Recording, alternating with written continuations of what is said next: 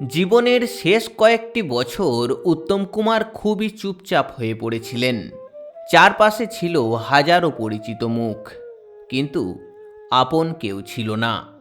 অনেক রাত পর্যন্ত তিনি নিঃশব্দে জানালার পাশে বসে থাকতেন, এক কাপ চা, টেপ রেকর্ডার আর অজস্র না বলা কথা নিয়ে।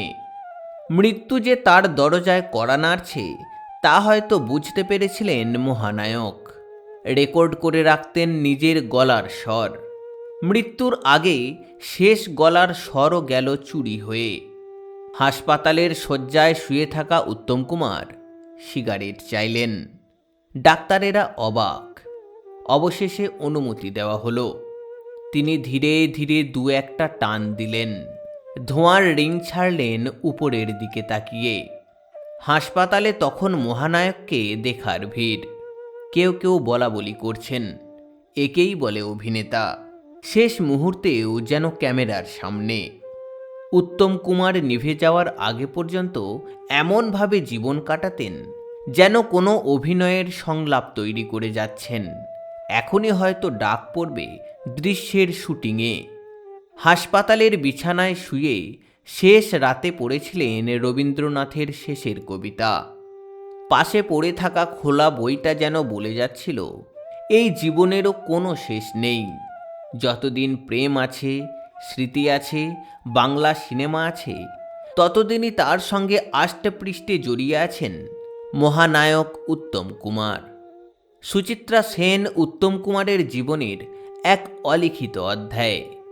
শেষের কয়দিন উত্তম কুমার যখন মৃত্যুর চেনা গণ্ডির মধ্যেই ঘুরপাক খাচ্ছিলেন, একদিন বন্ধুদের বলেছিলেন, ওকে আর একবার দেখতে চাই, শুধু একবার।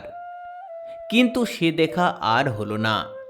সুচিত্রা দেবী আসেননি, হয়তো আসতে পারেননি, হয়তো ভেঙে পড়ার ভয় ছিল তার, অভিমানে নয়। এই ভেবে যে শেষ দৃশ্যের সমাপ্তি যেন নিজের চোখে দেখতে না হয়। 1980-র 24শে জুলাই ভোরে চিরনিদ্রায় চলে গেলেন মহানায়ক। সেই দিনই তার মরদেহ আনা হলো গিরিশ মুখার্জি রোডের বাড়িতে। শেষ শ্রদ্ধা জানাতে নামে অসংখ্য মানুষের ঢল। মহানায়কের প্রতি জনতার সেই দিনের সেই আবেগ ইতিহাস হয়ে লেখা আছে। মহানায়কের প্রয়াণের বহু বছর পর তাঁর জীবনের শেষ কয়েক ঘন্টা নিয়ে এক সাক্ষাৎকার দিয়েছিলেন ডাক্তার সুনীল সেন। তিনি জানিয়েছিলেন, বহুদিন ধরেই শ্বাসকষ্টে ভুগছিলেন উত্তম কুমার। নিয়মিত ডাক্তারও দেখাচ্ছিলেন, নিয়ম মেনে ওষুধও খেতেন। তবে তাকে বারবার তার লাইফস্টাইল বদল করার কথা বলা হতো। উত্তরে উত্তমবাবু শুধু একটাই কথা বলতেন, আমাকে বাঁচিয়ে রাখুন। উত্তম কুমারের মেকআপম্যান বশির আহমেদ। এই বশিরের কাঁধে মাথা রেখে তিনি বলেছিলেন, মানুষ আমাকে ভুলে যাবে বশির। এই একটা কথাই যেন বাংলা চলচ্চিত্রের সবচেয়ে মর্মান্তিক সংলাপ হয়ে রয়ে গেল। কিন্তু কে বলবে উত্তম কুমারকে মানুষ ভুলে গেছে? প্রতিটি রেডিওর পুরনো গানে, প্রতিটি সাদা কালো ফ্রেমে, প্রতিটি দর্শকের বুকের গভীরে তিনি আজও আছেন, থাকবেন হৃদয় জুড়ে।